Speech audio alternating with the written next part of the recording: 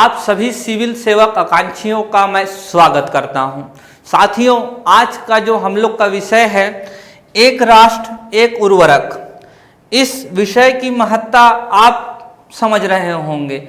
भारत एक कृषि प्रधान देश है, छत्तीसगढ़ भी एक कृषि प्रधान राज्य है। तो ऐसे में और जो उर्वरक होते हैं यह कृषि से जुड़ा हुआ विषय है।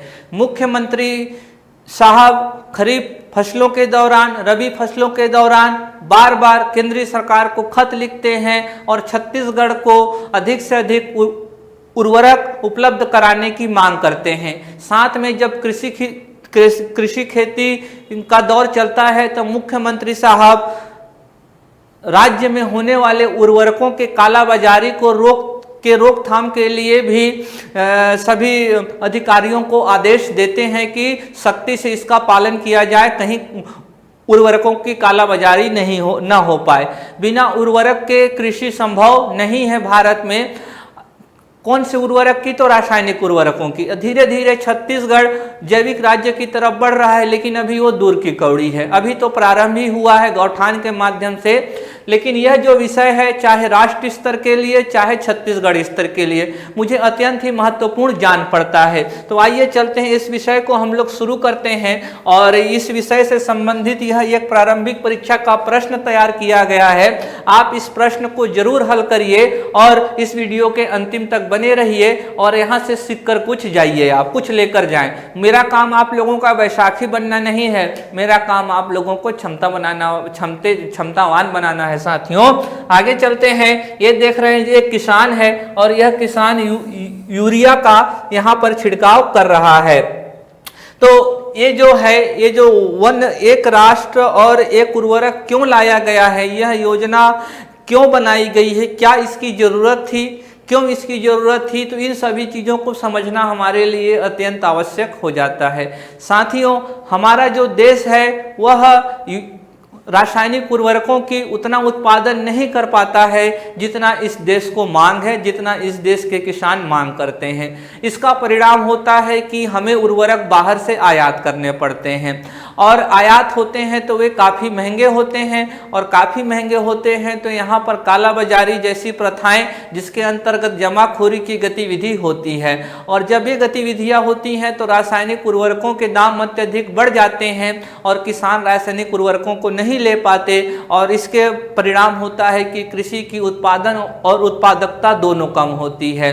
तो आइए देखते हैं क्या क्या ऐसे कारण है जिसके कारण इस योजना को लाया गया है। तो सबसे पहला आप देख रहे होंगे, इस योजना का जो सबसे बड़ा उद्देश्य है वह है कालाबाजारी का रोकथाम। कालाबाजारी यानी कि ब्लैक मार्केट, यानी ऐसी बाजार जहां पर गतिविधियां अवैध होती हैं। तो इस कालाबाजारी का जो सबसे प्रमुख घटक है जो उर्वरक के क्षेत्र में होता है वह है जमाखोरी। जो व्यापारी होते हैं वह उर्वरकों को जमा कर लेते हैं, क्योंकि मांग के अनुसार सप्लाई घट गई, कीमत ऊपर जाती है, फिर वह उन खादों का विक्रय करते हैं और उन्हें ज़्यादा लाभ होता है। व्यापारियों को तो लाभ हो गया, लेकिन किसानों का क्या, किसानों को तो बड़ी मात्रा में क्षति होती है। तो यह जो एक राष्ट्र एक उर्वरक लाया गया है, इसका जो पहला कारण है कि उर्वरक के क्षेत्र में कालाबाजारी का रोकथाम करना है। दूसरा है ये जो रासायनिक उर्वरक उद्योग हैं, इनमें ब्रांड को लेकर भी कई घमासान युद्ध होते रहते हैं।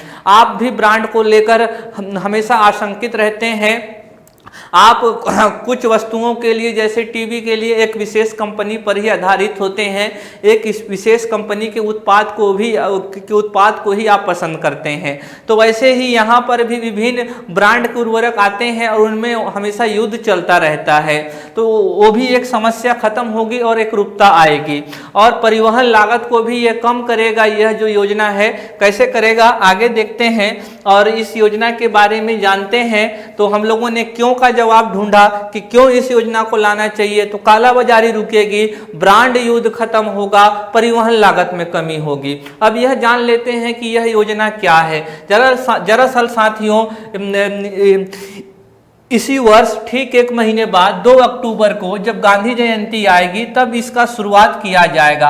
और जो वन नेशन और जो वन फर्टिलाइजर है वो ONOF है, वन नेशन वन फर्टिलाइजर, वो प्रधानमंत्री अगर आप देख रहे होंगे तो जन उर्वरक योजना पर काम करेगा। प्रधानमंत्री जन उर्वरक योजना पर एक काम करेगा। प्रधानमंत्री भारतीय जन उर्वरक परियोजना के तहत वन नेशन वन फर्टिलाइजर जो अभियान है, जो अवधारणा है, उसको चलाया जाएगा। तो यहाँ पर इस योजना में ये आप तो समझ गए कि एक राष्ट्र एक उर्वरक को किसके तहत चलाया जा रहा है, तो प्रधानमंत्री भारतीय जन उर्वरक परियोजना के तहत। इस एक राष्ट्र एक उर्वरक में भारत में जितने भी उर्वरक मिलते हैं उन सभी को एकल ब्रांड के नाम से बेचा जाएगा और उस ब्रांड का नाम होगा भारत। यानी कि अभी जो यूरिया आती है, यूरिया हो गया, यूरिया या फिर म्यूरेट ऑफ पोटास हो गया, DAP हो गया, तो अब वो मिलेगा भारत यूरिया के नाम से, भारत MOP के नाम से और भारत DAP के नाम से। तो यह इसमें है, यह योजना है कि इस योजना में एकल ब्रांड कर दिया जाएगा कि जितने भी उर्वरक हैं वो सिर्फ एक ही ब्रांड से बिकेंगे। और इस योजना का संचालन प्रधानमंत्री भारतीय जन उर्वरक परियोजना के तहत किया जा रहा है। आइए देखते हैं ये कैसे होगा यह काम। तो यह क्या हो गया, इससे पहले क्यों, और यह हमें कैसे का उत्तर देगा, यह कैसे करेंगे। योजना के अनुसार सभी निजी क्षेत्र और सार्वजनिक क्षेत्र की जो उर्वरक कंपनियां होंगी उन्हें अपने ब्रांड का नाम भारत रखना होगा। ध्यान रखेंगे एक ही ब्रांड के नाम से सारे सब्सिडी वाले उर्वरक बेचे जाएंगे। जिससे बैग में यह उर्वरक होंगे उस बैग पर प्रधानमंत्री जन उर्वरक परियोजना का भी लोगो होगा। एक तो उन्हें अपना ब्रांड रखना पड़ेगा भारत, और उन्हें प्रधानमंत्री भारतीय जन उर्वरक परियोजना का लोगो भी उनको लगाना पड़ेगा। साथियों, हमारी जो सरकार होती है वो भारी मात्रा में उर्वरकों पर सब्सिडी प्रदान करती है। हमारे देश में जो कंपनी यूरिया का उत्पादन करती है, यूरिया की कीमत को सरकार नियंत्रित करता है। उन कंपनियों को कहता है जितना भी आपको उत्पादन लागत आ रहा है, मानिए कि उत्पादन लागत 100 रुपए है, तो सरकार कहती है किसानों को आप यह उर्वरक केवल 10 और 20 रुपए में बेचेंगे। तो कंपनी कहती है तो बाकी हमारा 80 रुपए और हमारा प्रॉफिट कहाँ गया, तो सरकार कहती है 80 या 90 रुपए यह हम आपको देंगे, उसके साथ हम आपको प्रॉफिट भी देंगे। तो इस तरीके से सरकार यूरिया की कीमत को नियंत्रित करती है और साथ में सरकार अन्य सब्सिडी पोटास और फास्फोरस के लिए भी देती है। तो इस तरीके से जो उर्वरक बाजार है वो सरकार काफी नियंत्रित करती है। और साथियों, ये देख रहे हैं भारी मात्रा में सरकार यहाँ पैसा खर्च करती है। अगर खाद्य वस्तुओं में सब्सिडी देने के बाद अगर सबसे अधिक कहीं सब्सिडी दी जाती है तो वह इस खाद के क्षेत्र में दी जाती है। तो सरकार एक तरीके से जनता को बताना भी चाहती है कि उर्वरक के लिए सरकार भारी मात्रा में खर्च करती है। तो ये आपने जाना कि सभी बैग में अब भारत लिखा होगा और उस पर प्रधानमंत्री भारतीय जन उर्वरक परियोजना का लोगो भी होगा। इसके लागू होने के साथ Bharat urea, Bharat DAP, Bharat MOP, Bharat NPK के नाम से आएगा। ये भी आप जान रहे होंगे, इसको भी आप अच्छे से पढ़ेंगे।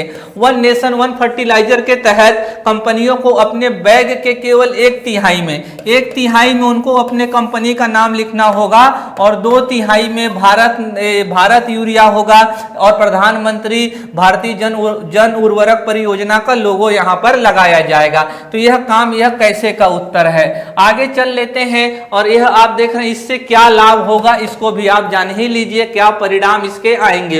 एकल ब्रांड नाम उर्वरकों की क्रॉस आवाजाही को रोककर माल ढुलाई शुल्क को कम करने में मदद मिलेगा। तो इससे जो क्रॉस आवाजाही होती है, मानिए कि सिंगरौली में अगर एक विशेष ब्रांड उर्वरक नहीं है तो वहां के जो व्यापारी होते हैं उसको छत्तीसगढ़ से लाकर सिंगरौली में देते हैं। तो छत्तीसगढ़ के सरगुजा से अगर सिंगरौली में गया तो वहां परिवहन लागत जुड़ जाएगा, तो परिवहन लागत अधिक हो गया। और अगर एकल ब्रांड से आया अगर एकल ब्रांड से आएगा तो वो भिन्नता नहीं कर पाएंगे। जैसे मानिए मेरे को जूते चाहिए और मुझे जूते एक एडिडास कंपनी की पसंद मुझे जूते हैं और अगर वो यहाँ नहीं मिल रही हैं तो मैं कहीं से मंगाऊंगा, तो उसमें तो परिवहन लागत जुड़ेगा ना। लेकिन अगर यहाँ सभी जूते एक ही नाम से आए तो वो तो चुनाव का कोई खेल ही नहीं रह जाएगा, तो आपको वहाँ कुछ न कोई चीज उपलब्ध रहेगा, आपको बाहर से नहीं मंगाना पड़ेगा, तो वहाँ परिवहन लागत कम हो जाएगा। तो एक तो परिवहन लागत कम हो जाएगा, कालाबाजारी रुकेगी, जमाखोरी रुकेगी यहाँ पर।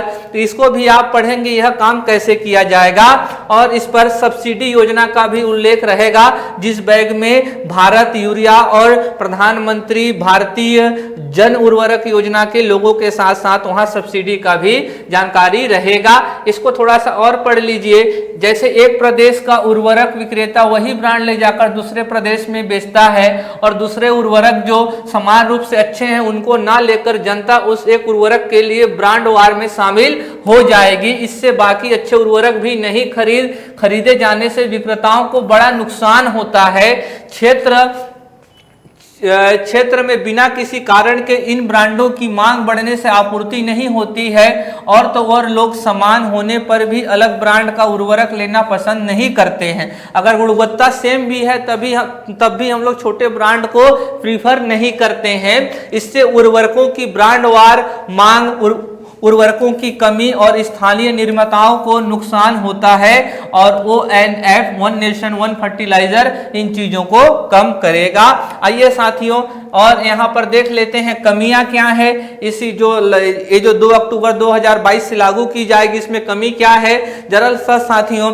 आप लोग कंपनी को अगर अपने नाम का प्रयोग करने नहीं देंगे तो कंपनी इस क्षेत्र में आने से हिचकेगी। तो यानी अगर आप लोग कंपनी के विपदान लिख गया है, यह क्या है, विपणन है, मार्केटिंग है। अगर आप लोग कंपनी के विपणन अधिकार को सीमित कर देंगे तो कंपनियां इस क्षेत्र में आने के लिए हतोत्साहित होंगी। आपको पहले ही पता है कि भारत रासायनिक उर्वरकों के लिए आयात पर निर्भर है, और हम लोग अगर आयात पर निर्भर है तो आयात भला कौन करना चाहता है। आयात से विदेशी मुद्रा का